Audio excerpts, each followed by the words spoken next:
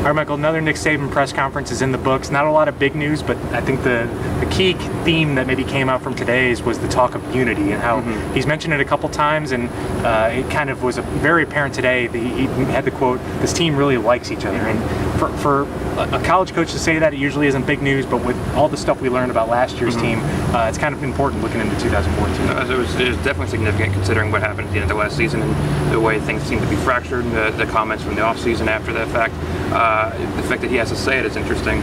So, and the players, talking to Brian Vogler afterwards, they echoed that sentiment, kind of gave some examples as to what they do together. So it was a real focus, and it seems like something they really kind of had a game plan for. Yeah, and it always depends on who you talk to when you ask about last year's problems. Some would say there were problems, some wouldn't.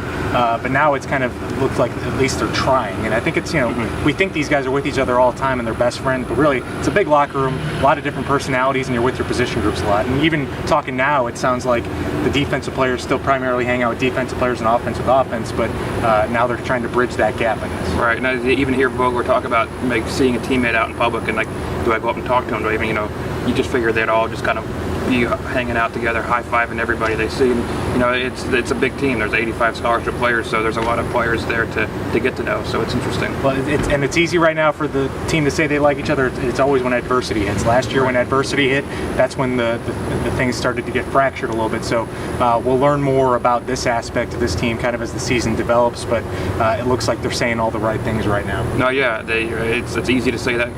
You'd think back to before the Sugar Bowl, they felt pretty good about the way that things were going, practice was going well, and then you see what happens in the game. So, you kind of have to prove it to me before after you tell it to me. Yeah. Unity is not a problem on this team. We color coordinate our outfits now.